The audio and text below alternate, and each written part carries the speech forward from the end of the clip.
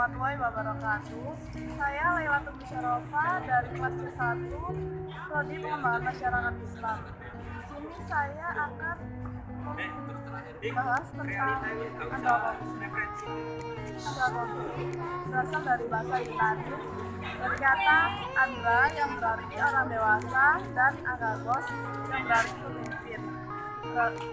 Andragogi adalah seni atau ilmu membimbing orang dewasa. Kebalikan dari andragogi adalah pedagogi. Pedagogi berasal dari bahasa Yunani yang berasal dari kata ped yang berarti anak dan agagos yang berarti memimpin. Sehingga pedagogi adalah seni atau ilmu membimbing anak. Belajar merupakan salah satu kebutuhan yang harus dipenuhi dalam usaha mempertahankan hidup dan mengembangkan dirinya dalam kehidupan bermasyarakat dan bernegara. Yang kedua adalah sumber daya manusia. Sumber daya manusia merupakan orang yang mempunyai pekerjaan.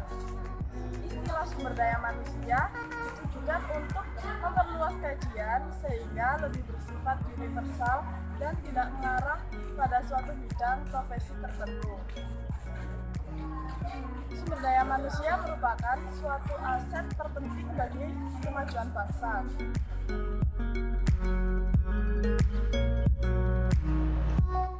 Hubungan andragogi dan sumber daya manusia sangat berperan penting dalam kehidupan masyarakat karena akan memunculkan kelompok usaha mandiri.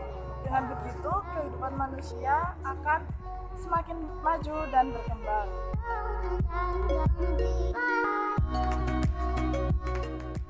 Karakteristik orang dewasa.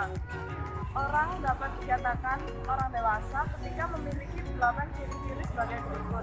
Yang pertama, dewasa secara fisik. Orang yang menginjak usia 18 tahun dapat dikatakan sebagai orang dewasa, atau orang yang sudah pernah menikah meskipun usianya belum 18 tahun. Yang kedua adalah dewasa secara psikologis. Apabila yang bersangkutan memiliki kemampuan dalam menyelesaikan masalah, termasuk dalam mengendalikan emosi. Yang ketiga adalah dewasa secara ekonomi dan sosial, yang berarti mampu memenuhi kebutuhan hidupnya sendiri, serta mampu menangani berbagai masalah persoalan dengan kemampuannya sendiri. Yang keempat adalah dewasa secara keimanan.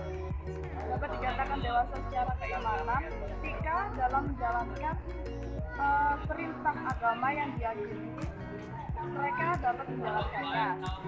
Yang kelima, mampu mengenali diri sendiri. Orang yang mampu mengenali dirinya sendiri termasuk dapat mengenali siapa dirinya, menjaga tutur kata dan perilaku ketika berinteraksi dengan orang lain dapat dikatakan dengan orang dewasa. 6. Mampu menerima diri sendiri.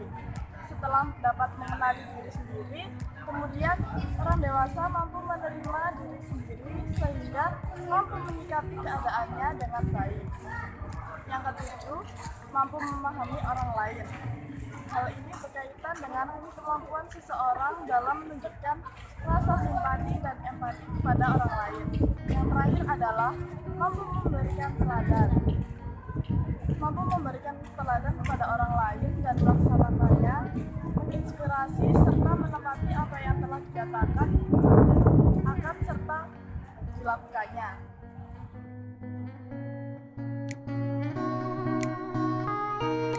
Metode pembelajaran orang dewasa dapat dilakukan dengan melakukan 4 cara pembelajaran. Yang pertama, kondisional. Kondisional dilakukan sesuai dengan kondisi orang tersebut. Yang kedua adalah situasional. Situasional dilakukan menyesuaikan situasi orang tersebut. Kemudian yang ketiga adalah pembelajaran yang tidak monoton. Maksudnya pembelajaran yang tidak itu-itu saja. Kemudian yang terakhir adalah diskusi bersama. Melakukan diskusi bersama dengan orang yang sesuai ahli dengan pembelajaran yang diajar.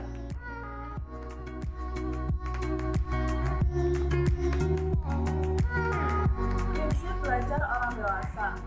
Pada umumnya, pembelajaran orang dewasa berbeda dengan pembelajaran anak usia dini.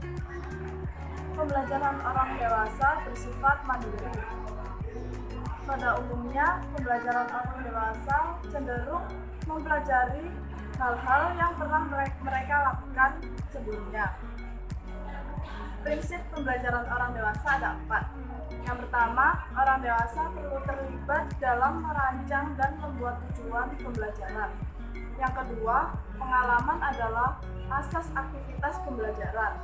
Yang ketiga, orang dewasa lebih minat mempelajari perkara-perkara yang berkaitan secara langsung dengan kejadian yang pernah mereka lakukan. Yang terakhir adalah pembelajaran lebih bertujuan pada masalah atau problem tertentu dan membutuhkan dorongan serta motivasi. Terima kasih sudah menonton video saya dari awal.